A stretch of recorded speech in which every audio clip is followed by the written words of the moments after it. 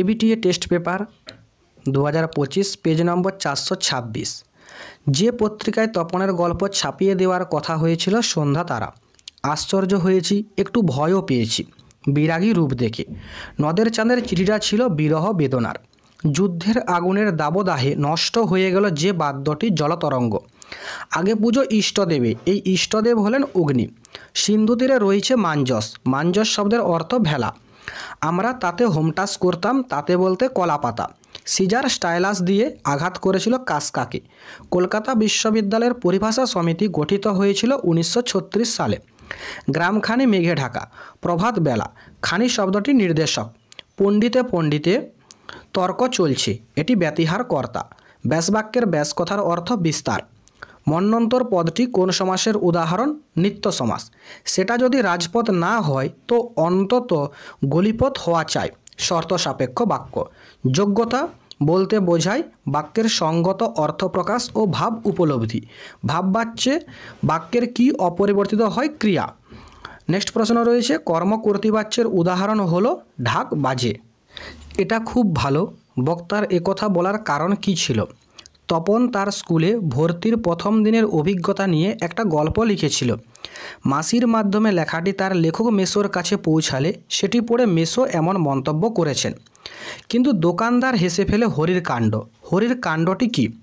এক সন্ধ্যায় বাইজির ছদ্মবেশে হরিদা শহরের পথে ঘুঙুরের মিষ্টি শব্দ করে হেঁটে চলে। নতুনরা অবাক হলেও দোকানদার হরিকে চিনতে পেরে হেসে ফেলে। গিরিশ মহাপাত্রের ট্যাগ ও পকেট থেকে কী বার হয়েছিল? গিরিশ মহাপাত্রের ট্যাগ থেকে পাওয়া যায় 1 টাকা ও গন্ডা 6 পয়সা, আর পকেট থেকে পাওয়া যায় ফুটরুল, বিড়ি, দেশলাই, গাঁজার কলকে। অমৃত নতুন জামা পাওয়ার জন্য কী কৌশল অবলম্বন করেছিল? অমৃত ইসাবের মতো একই রকম জামা কেনার জেদ ধরেছিল। নতুন জামা পাওয়ার জন্য তিনি বলেছিলেন নতুন জামা না পেলে তিনি স্কুলে যাবে না। নদের চাঁদের উপর কিসের দায়িত্ব ছিল? দিবারাত্রি মেল, প্যাসেঞ্জার আর মালগাড়িগুলি তীব্র বেগের ছুটাছুটি নিয়ন্ত্রণ করিবার দায়িত্ব। এরপর রয়েছে কবিতার প্রশ্ন। আমার শুধু একটা কোকিল, কোকিলটি কি করে? কোকিল পারিপার্শ্বিক হিংস্রতা ও নৃশংসতাকে দূর করে হাজার উপায়ে গান বাঁধবে, যা শান্তির বার্তা বহন করে আনবে।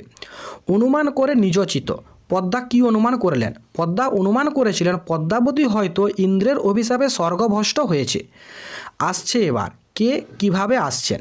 কাজী নজরুল ইসলাম রচিত প্রলয়োল্লাস কবিতায় প্রলয়ের নেশায় নিত্য পাগল শিব সিন্ধু পারের সিংহ দরজায় আঘাত করতে আসছেন। কৃপণ আলোর অন্তঃপুরে। আলো কৃপণ কেন? আফ্রিকা চিরহরিত অরণ্য দ্বারা বেষ্টিত হওয়ায় সেখানে সূর্যের আলো প্রবেশ করতে পারত না, তাই সেখানকার আলোকে কৃপণ বলা হয়েছে। এছাড়া আরও একটা অ্যান্সার আছে, তোমরা চাইলে এটাও দেখতে পারো। আয় আরও বেঁধে বেঁধে থাকি। বেঁধে বেঁধে থাকার উদ্দেশ্য কি? যুদ্ধবিধ্বস্ত পৃথিবীতে আশ্রয়চ্যুত যে কয়েকজন মানুষ রয়েছে তাদেরকে বেঁচে থাকার জন্য বেঁধে বেঁধে থাকতে হবে। এরপর প্রশ্ন রয়েছে প্রবন্ধের প্রশ্ন। রবীন্দ্রনাথের চিত্রশিল্পের সূচনা হয়েছিল কিভাবে? রবীন্দ্রনাথের চিত্রশিল্পের সূচনা হয়েছিল হাতে লেখা পাণ্ডুলিপির পাতায় অক্ষর কাটাকুটি করতে গিয়ে।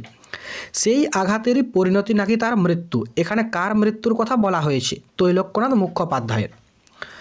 সেন্সিটাইজ পেপার এর ঠিক অনুবাদ কি? প্রাবন্ধিক রায়শেখর বসুর মতে সেন্সিটাইজ পেপার এর বাংলা অর্থ সুগ্রাহী কাগজ লিখলে যথাযথ হয়। পরিভাষার উদ্দেশ্য কি? পরিভাষার উদ্দেশ্য হলো ভাষার সংক্ষেপ এবং অর্থ সুনির্দিষ্ট করা। এরপরে ব্যাকরণের প্রশ্ন রয়েছে। প্রযোজ্য কর্তা কাকে বলে? অপরের প্রভাবে কেউ কোনো কাজ করলে তাকে বলা হয় প্রযোজ্য কর্তা। সম্বন্ধ পদকে অকারক বলা হয় কেন? সম্বন্ধ পদে ক্রিয়াপদের সঙ্গে নামপদের কোনো সম্পর্ক থাকে না। বিভক্তি ও অনুসর্গের একটি পার্থক্য লেখো। বিভক্তির নিজস্ব কোনো অর্থ নেই, অপরদিকে অনুসর্গের নিজস্ব অর্থ আছে।